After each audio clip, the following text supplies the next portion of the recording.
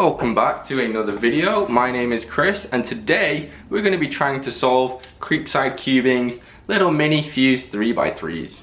If you're wondering why I'm wearing the same clothes as I did in the last video, it's what the heck is that? If you are wondering why I'm wearing the same clothes as I did in the last video, it's because it's exam season and basically that means I have a lot of stuff to do and I got a little bit of time today to make as many videos as possible so I can siphon them out over the next few weeks and not need to worry about it. So yeah, sorry if that upsets anybody. It's just something that I've got to do so I can keep getting content out for you guys. Okay, so without further ado, this is Creekside Cubing's mini fused 3x3 right here. So I was sent this last week by Creekside Cubing and I did a little unboxing of it on my channel. If you didn't watch that, obviously go and check it out. It's a really cool little puzzle. I also got a Siamese mini 3x3 which we solved in that video as well. So here is the Siamese, no, this is the mini fused 3x3 by Creekside Cubing. So I have played around with this puzzle quite a lot since I did the unboxing video and it's not very difficult to solve at all.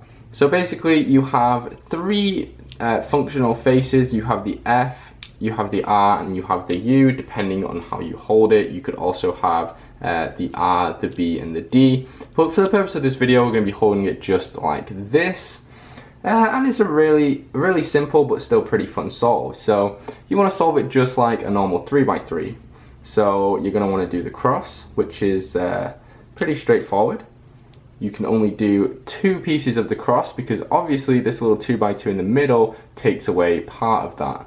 So we want to find the green and yellow, just like that. There's our cross done. So with yellow on bottom, we want to do F2L next. So there's our first pair right in there. And because we have three functional faces, it actually is not too difficult to do this. So there's our second pair gone right in there. Occasionally you'll run into some really difficult cases, a little bit like here. So what I want to do here is match up this guy with this guy, but I can't do it because of the blockage here by the bandaging. So I might do this and then try and put it in, but I can't, and I've also removed this pair. So what I do with this is I just kind of move it around a little bit.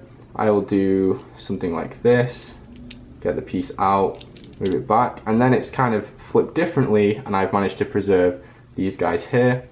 So I pull this guy out, get you like this, and because we flipped it around we can now sledgehammer it in without needing to worry about the orientation or the bandaging here.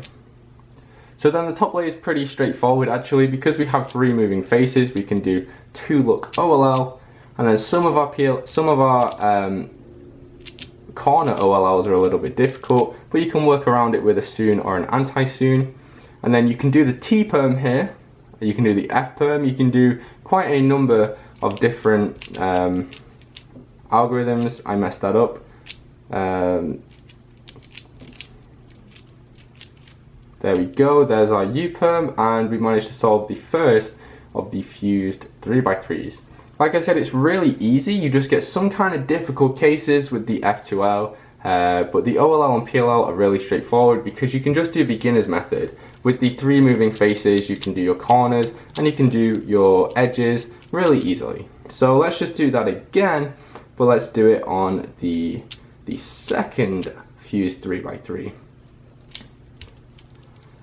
So this is exactly the same except we have it kind of reversed. So we have white on the bottom and we're dealing with blue and red. So let's just get this guy out of there.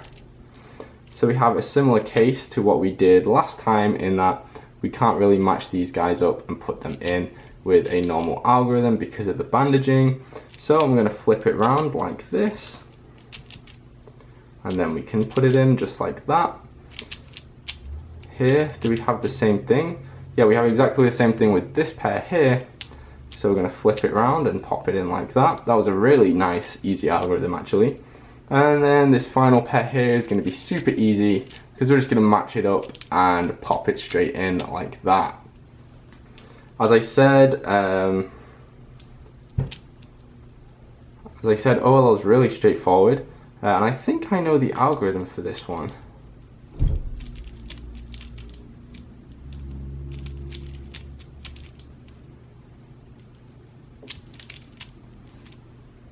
I lied. I don't know the algorithm for that. That did literally nothing at all. Okay, so we're going to do our cross algorithm, and then we have a nice easy soon there. And then what do we have here? We have a J-perm. I don't think we can do the J-perm that I know, so we're going to do a T-perm instead. And then what do we have? We have a U-perm. And there you go. The fused 3x3s are now solved. That's awesome. I like those puzzles a lot. I think I might prefer the Siamese version of this puzzle. I've already done a solve video of the Siamese 3x3s on CanChrisSolve, but I prefer the Siamese ones just because you have more bandaging going on. You can only move the R and the U faces, but you can move the middle slice, which is kind of useful. I use Roux when I'm solving the Siamese 3x3s, whereas with the fused 3x3s you can get away with just doing beginner's method or CFOP. So yeah, both of these puzzles are really awesome. I'm glad I was able to solve them both, and just a huge thank you to Creekside Cubing for sending them out to me. Alright, let's roll the outro. Alright, there we go. So we have the two puzzles from Creekside Cubing. In today's video, we were able to take down the fused 3x3s. Pretty simple, but if you're not that experienced with solving 3x3s, it is a pretty awesome challenge, and I would recommend making one of these.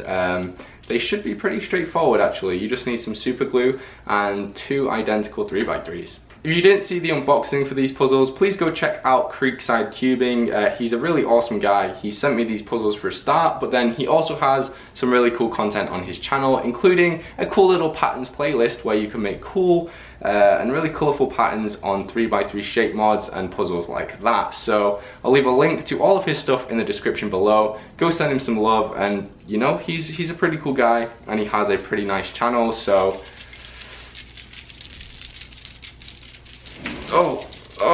I'm going. Bye. See you later, guys. Have a good day. Bye.